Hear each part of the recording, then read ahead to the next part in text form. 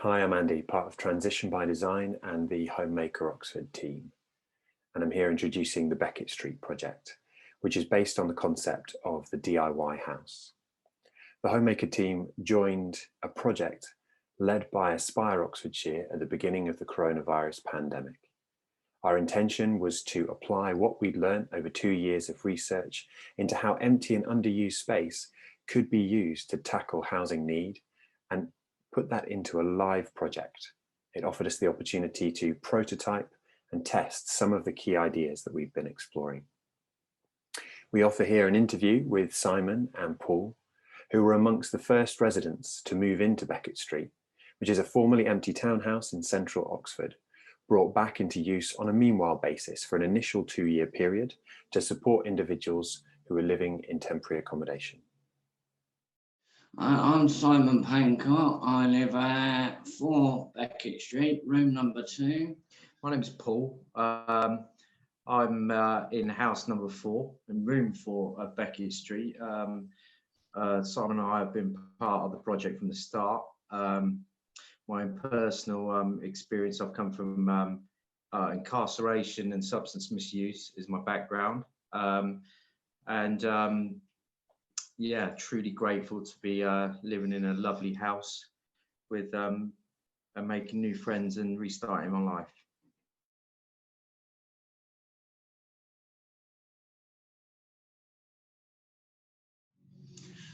Well, for me, it isn't even sugarcoating at all. It actually really felt real homely when I first moved in, and it's felt like it ever since. Like, I've actually loved it here. I think it's a brilliant project that's going on. Yeah, I've loved it.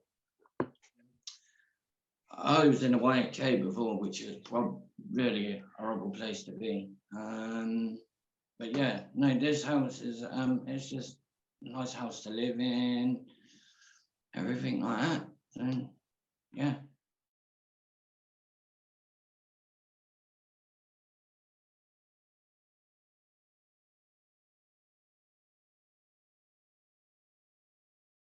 So I guess from just right before, I mean, I was sofa surfing. I never had anywhere to concrete to really stay. So when the opportunity became available, I was first and foremost just happy to have somewhere a base. So initially it was, I saw it as a base, somewhere I could rest my head, a room where I could feel secure and where I could take stock of my life. I hadn't had that for a while. So I thought I'd be very fearful of it, moving into a house with a load of chaps, all coming from adversity. But I wasn't. It was very much relief. Relief. I can just put my head down at night. I know where I'm going to be.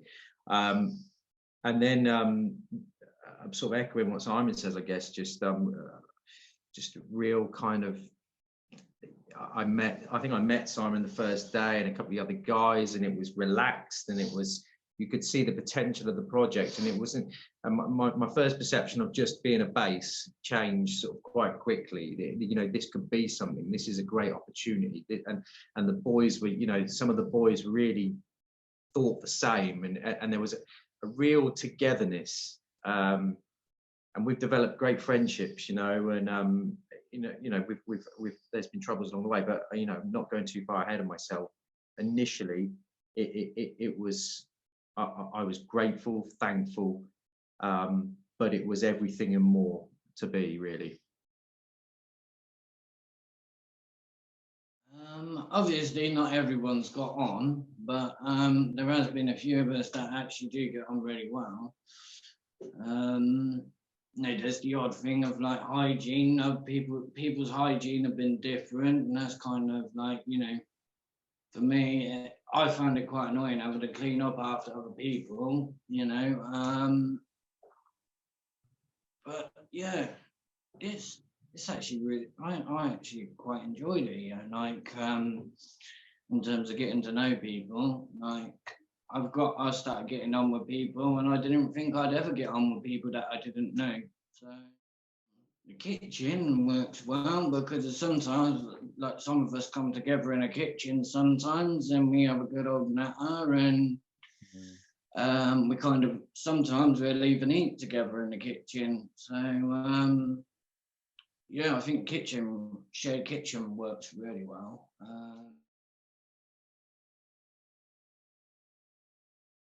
Communal spaces, like obviously we spoke about getting a recreational room sorted in a basement. I think that would work really well, to be honest.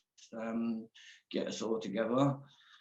Yeah, I don't know. What about yourself, Paul? Like, so yeah, I mean, I think certainly, you know, from the start, I think obviously there was an initial period of, like say, 10 lads or however many we had, all from coming in through adversity. There was people having to take into consideration each other's needs, some more than others. So it was a real learning curve. I mean, for all of us really, and you know, personal learning, how we're going to deal with certain situations. You know, how did we used to deal with them? Maybe sometimes we used to deal with things differently, which had led us to this project in the first place. So I think there was a lot of personal development early doors, you know, and learning through sort of situations which maybe we would have dealt with on the streets differently. But again, echoing what Simon says, I think the kitchen's been quite a focal point, good and bad. It's brought people together, cooking together. I think there's been a lot of discipline there, you know, having to wait to use the cooker, but through those waiting processes, sort of relationships have been formed. I think it's brought a lot of things, like Simon said, hygiene and certainly washing up, life skills, things which maybe some people are more advanced than others. You know, how do you deal with it? Is it getting on your nerves? And you know, how do we deal with that sort of thing? In terms of the other space, communal areas, I don't think, you know, like I said, you know, we're going to be honest here about, we haven't particularly grasped those areas yet and used them to their full potential. I think that's a work in progress. I think as relationships are being formed and as they sort of come to the fore, those areas a bit more, they will get used to their potential. But certainly the kitchen seems to be the main focal point. I mean, we're sat in the living room today. I mean, this is probably the first time Simon and I have sat in the living room together.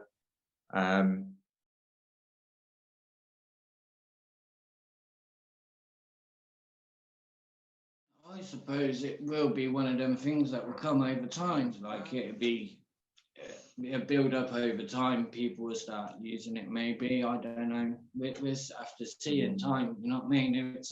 We're only like how many months in are we now? 3 or 4. We'll go into 5 maybe. It's Yeah. been a while.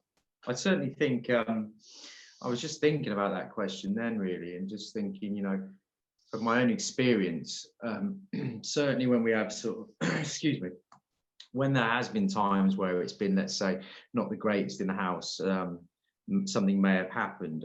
I've noticed that people will retreat. They will retreat to their own space, and maybe looking at it as well. Maybe that own space we've never really had. We haven't had in a long time. It's a comfort. It's almost like that comfort blanket of shutting the door and feeling safe and secure. So I think in the times of adversity, people have kind of retreated. So maybe have not kind of wanted to use those communal areas as much.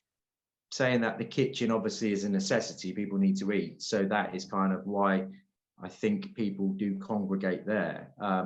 But you know, people have got their own devices, TVs, etc. Some people are, you know, aren't fortunate to have those things in the house either. But I certainly think, talking from my own experience, you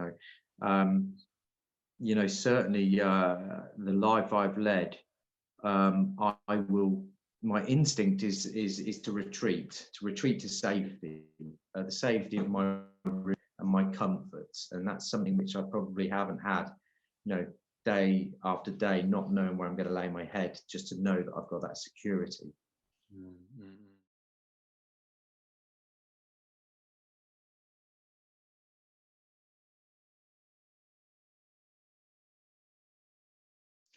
I think in terms of that, I think this house is as good as it can get, to be fair. If I'm quite honest, then yeah, I think this house is as good as it gets, to be fair. Even like Paul said, it's having our own space, what we haven't had, you know what I mean? So yeah, I mean, of course, I mean, I no, my opinion, I think that we can do better. Of course we can. But you know, I think it is kind of like, we could set up a house and we could say what sort of our ideals are, and I guess, you know, obviously you've got so many different personalities, different things, but kind of following on from the kitchen, people are there, people are cooking, people are talking. Then I see a flow of people maybe coming into that kind of communal area to eat together, to maybe watch TV or to play pool, etc., to kind of have a fun element to that.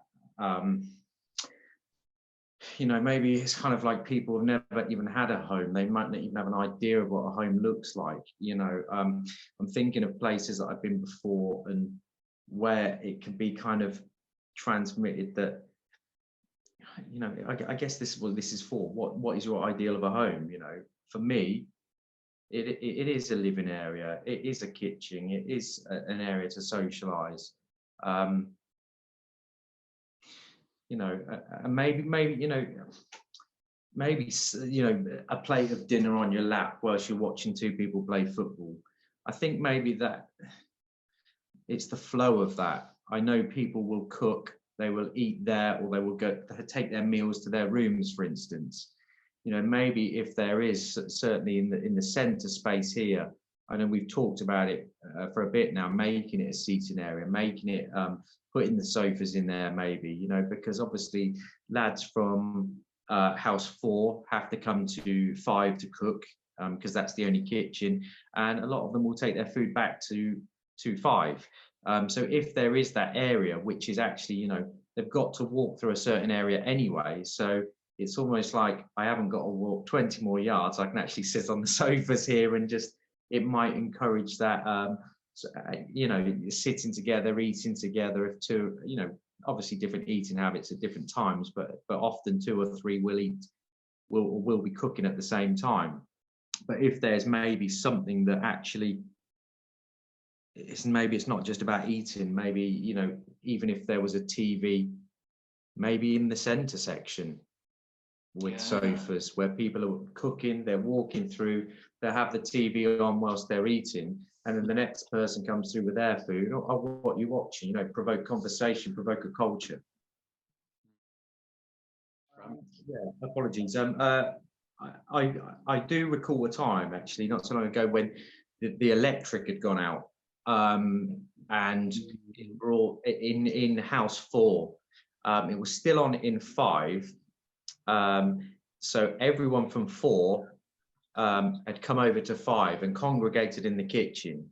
Obviously people were trying to pick up Wi-Fi, etc., and it was still working in house 5. But what it was a real kind of, it was, well, people were waiting for the house manager to turn up to put some electric on. There was a real beautiful atmosphere of actually virtually everyone in the house was together at that time, and it was a really nice spirit about it, and everyone realized, I think at that point, I think everyone realized that we were all pulling in the same direction for the first time. It was a real nice moment, even if it was just for an hour.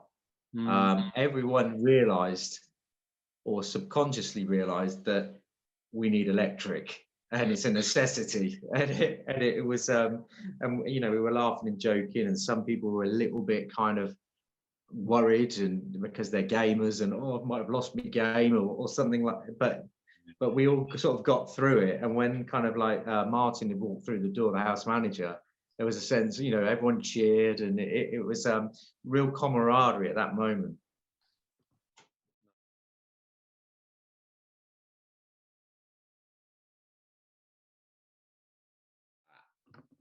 I think Paul had a really good idea the other day when we was at Tesco's about doing a Secret Santa for Christmas. I thought that was a good idea, but it's just getting the people to get involved with it. Brilliant. Have you stuck it up on the board yet? No, because if it was just a spur of the moment idea I think he had, and we just didn't speak no more of it. But I think that would be a brilliant idea. I think we were always conversing. Certainly, kind of, there's a few of us that sort of stick together a little bit. You know, there are other guys which are, there's two which are self-isolating elsewhere. Unfortunately, we've lost a couple just recently as well, which have moved on to pastures new. But so the house is quite quiet at the moment. But we're always trying to. I suppose there is that. I suppose if there is a culture of looking out for one another now, you know, now we've sort of built relationships.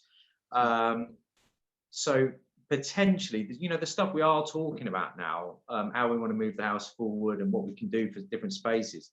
I think it's good to be having this conversation now, you know, because now those kind of bonds are formed, friendships are formed. I think it would be people working in the same, you know, pulling in the same direction to make these sort of things happen. And it would start to be used, you know, it would be used straight away for whatever we were kind of going to be using it for. But I going back to the power cut incident, you know, and the meals, I think they were starting off. I've actually got a picture, I'll send it to you, of the first meal. We took a picture outside, all sat together. Oh yeah, please you send it over. Yeah, I'll go on with you. I thought I'd lost it, but I found it. Food still I think is still a really good option. We kind of let it slip a little bit. I think it was hard work. It was hard work. We'd done it, and I think we kind of set a little bit of discipline to it, like who was going to do what. Naturally, a lot of us are ill-disciplined people. I think we all wanted to, I think we were all still jostling for sort of alpha male, etc., a bit of pack mentality. Everyone wanted to go at something, but it did come together. It did, but it was bloody tiring. I think all of us pretty much got involved, and the result was good, but it took. I mean, it really did take probably 2/3 of Sunday. It was quite a long process. So we had quite a complicated roast dinner, but we have had curries. Sahel done as a curry, which was really, really nice. But Simon was mentioning actually trying to get.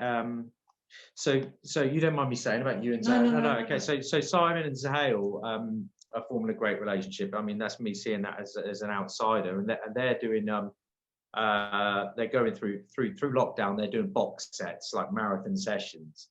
So you know, I think there's scope now to actually start maybe cooking something simple, chilies, curries, you know, stuff you can just throw in a pot and just grab a bowl, and just something really simple, and to sit down and watch TV. You know, maybe this lockdown's come at a really good time for that sort of thing. Game of Thrones, watched it before, but I love Game of Thrones. It's my best program I've ever watched.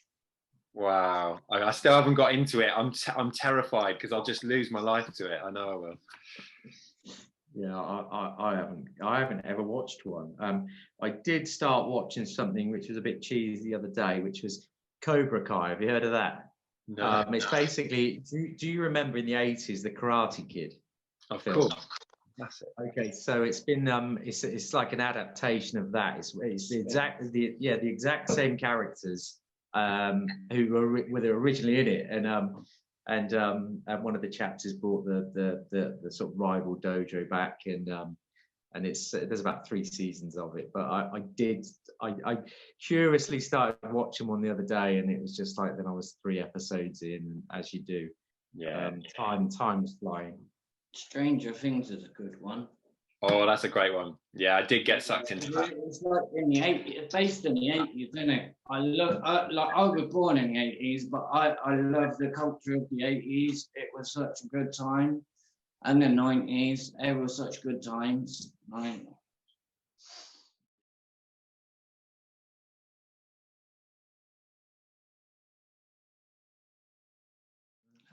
Shared housing, yeah, it does offer something different, but you know, everyone is gonna, like you said, everyone is gonna want their own place. So, but shared housing, it does, you know, it does have its ups. You know what I mean? I don't know. That's a hard one. You know what I mean? Me, I actually really want my own flat. So, you know, shared housing, that'd kind of be a second option for me if it was like a choice. But yeah, I don't know about you, Paul. What you? Yeah, I mean, I was just thinking about that question then, really, from my own personal point of view, coming from, I suppose, the background I come from. I kind of, so sort of trying to know myself today and where my head's at and where it can go. I've had great times in shared spaces, whether that be through incarceration, whether it be here. It's taken my head away from out of the procrastination, but then saying that, my head is clear today. So I thoroughly enjoy my own space. I'm comfortable in my own head today. I like the fact that I have a retreat, and I'm always busy, even within that retreat. But I also love it gives me quite a nice balance for me, because I can come out, I can socialise, I have that. Going forward, I suppose my ideal is to have my own place, to have my, I suppose, sanctuary where I can be locked away. I can have it how I want to have it. And then my social situation now has changed, so I do have a lot of other things going on outside the house, certainly where we're at now. So I see myself in my own place, and then I see me inviting a friend over, or friends for dinner, or and I see me go, using it as somewhere where I can, I suppose, a larger base than what I have now. So this on a bigger scale, I suppose. I have my room. It may just be a one-bedroom flat. I've never really considered the fact of moving on from here and living with other people again. Yeah, yeah, absolutely. I mean, I come in here broken, knowing that I needed to change, willing to get on board with the project, knowing that the age I'm at, the chances I've been given, knowing how important this project is to my progression in life, to sort of take me back to be a valid member of society. So I think it's probably the vision I have is, and within again, I refer back to my 12-step fellowship. It's a bridge to normal living for me. So normal living in my eyes is to have my own little place, go to work, pay my taxes, pay my way, and kind of live a lovely, honest life. That's my, how I visualize things. But obviously things don't always turn out that way, and I'm quite prepared for that. But that's, I guess, a little pipe dream, which could potentially be reality, and that's how I would like to live my life. Yeah, because I've got a dog, see, and obviously I want to get somewhere of my own so I can have my dog with me again. Yeah.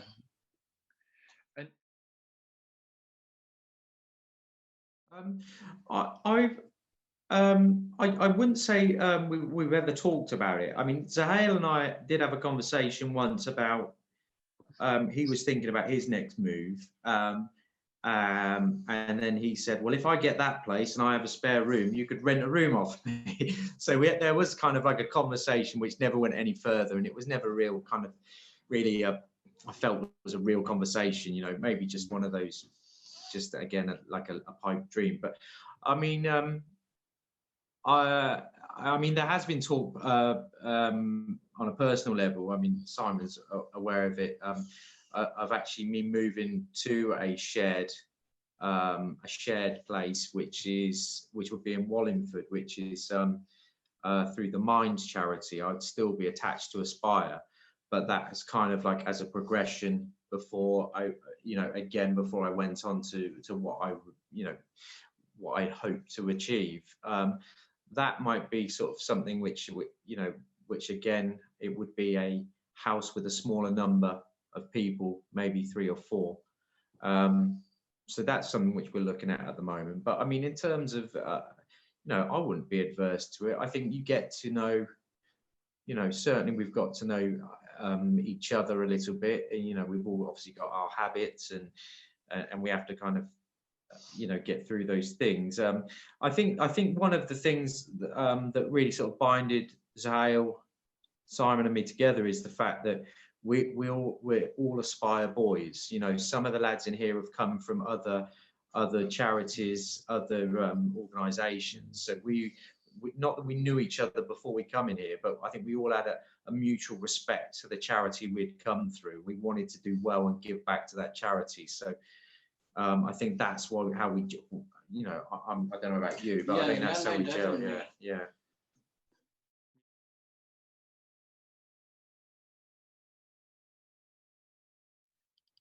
I've never thought of it before. Like, I've always thought myself as living in my own place, because I kind of like my own space, you know what I mean?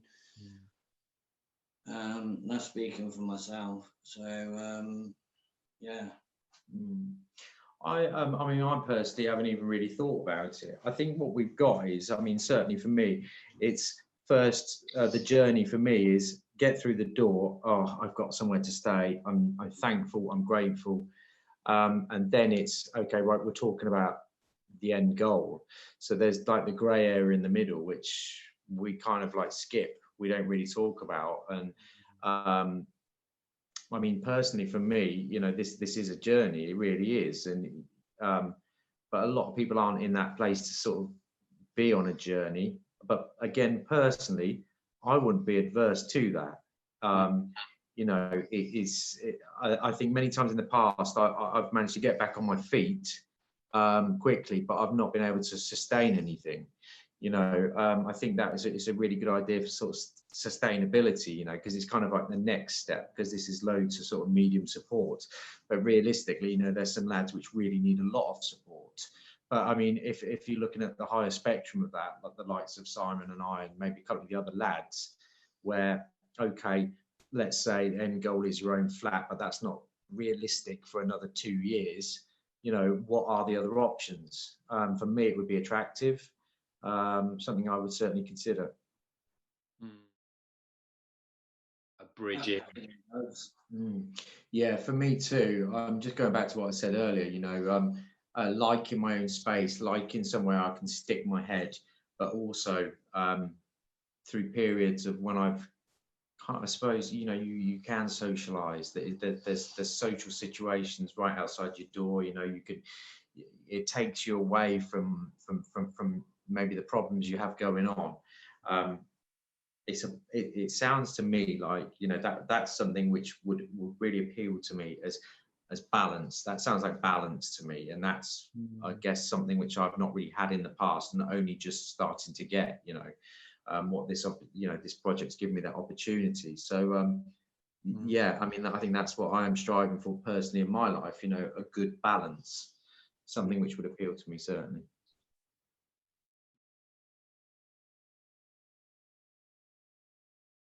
Okay, well, for me, thinking about your question, I suppose in many ways I would be grateful for anywhere. You know, I think both I can talk for Simon there as well. We're grateful first and foremost. I think with my background, being substance misuse, I think if I did go to a place where it was in a, I think personally I'm trying to move away from I guess kind of areas where maybe substance misuse is quite high. But in terms of space, in terms of sort of architecture, I have no preference. I think you can, as I begin to know myself, I'm starting to find a personality. I think I could put a stamp on anything. I think I'm grateful for the security of anywhere. And I said, but no, do you know what? I'm going to retract what I said. I think what I was probably talking about was in a situation if I was in a shared space with people which maybe are using narcotics or drinking regularly. I don't think that would sit right with me, just in terms of my journey and where I'm going. But in terms of space, I think I could make a home out of anywhere as I begin to know myself and my personality.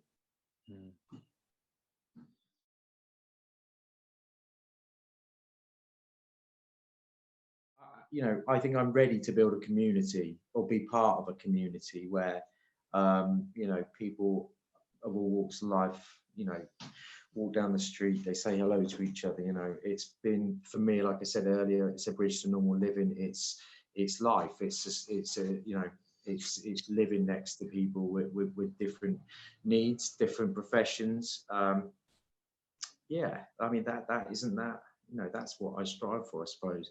And if it's temporary pop up, you know, like I said again, I think as I get to know myself, my own personality, I could make a home out of anywhere. You know, I think I think the biggest thing for me is security. You know, coming from here, there, and everywhere, sofas, not knowing where you're sleeping at night, to have the security of somewhere where you can lock the door and know you're safe. That's huge for me. Having somewhere where you can just, you know, have your own little space, you know, put your head down, watch TV, you know, have your own little space. That's what I'm happy with, you know. That's as far as happiness gets for me. Yeah.